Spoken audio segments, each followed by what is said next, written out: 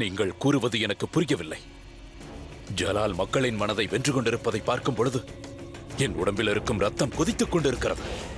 எப்பொழுதெல்லாம் மக்கள் ஜலால் வாழ்க வாழ்க என்று கோஷம் போடுகிறார்களோ அப்பொழுதெல்லாம் என்னுடைய நெஞ்சை வெட்டி பிளப்பது போன்று தோன்றுகிறது. ஆனால் தாங்களோ என்னை பொறுமையுடன் இருக்க சொல்கின்றீர்கள். பொறுமையாக இரு. எதுவரையில்? இவ்வளவுதான் பொறுப்பது?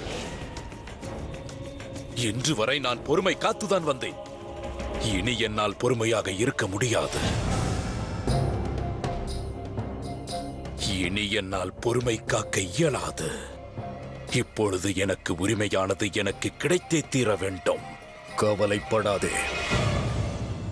நீ எது வேண்டும் என்று விரும்புகிறாயோ அது விரைவில் கிடைக்கும்.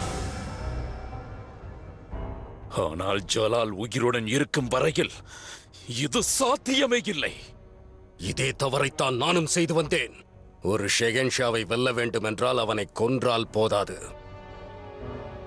அவனை தோற்கடித்து முதலில் நம் காலுக்கடியில் அவனை கொண்டு வர வேண்டும்.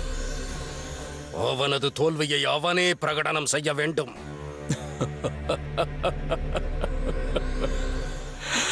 அவமாலி, உனக்கு ஏற்பட்ட காயம் உனது மூளையை பாதித்து விட்டது என்று நினைக்கிறேன். ஜலால் தோல்வியை ஒப்புக்கொள்ள வேண்டுமா? நிச்சயமாக. இந்த போர் அவனிடம் இருக்கும் அனைத்தையும் பறித்துவிடும். அனைத்தையும். உனக்கு மூளை குழம்பி விட்டது. நீ யாரை பற்றி பேசிக் கொண்டிருக்கிறாய் என்று தெரியுமா? அவனிடம் பலமுறை மோதி இருக்கின்றாய். இன்னும் நீ பாடம் கற்றுக்கொள்ளவில்லையா? ஜலாலை யார் காலுக்கடியில் கொண்டு வருவது? நீயா? நான் அல்ல, வேறொருவன். அவருடைய படைகள் கந்தகார், காபூல், பெதக்ஷா மற்றும் அந்தேஜானில் பரவி இருக்கிறது. ஜலாலை கொல்ல அது துடித்துக் கொண்டிருக்கிறது. அப்படி என்றால் உன் நண்பர்களுக்கு புரியும்படி எடுத்துரைத்து விடு. அதாவது ஜலால் ஒரு மாபெரும் சூறாவளி என்பதை அவர்களுக்கு எடுத்து கூறிவிடு. அவனிடம் இதயமே இல்லை. அவன் சிங்கத்தைப் போல் போரிடுவான். உன்னுடைய ஜலால் சிங்கத்தைப் போல் போரிடுபவன் என்றால் உனது அந்த சிங்கத்தை தோற்கடிக்க வந்து கொண்டிருக்கிறார்.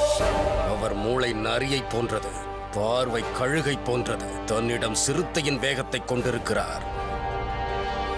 கொல்வது அவரது பொழுதுபோக்கு. இரத்தத்தோடு விளையாடுபவர்.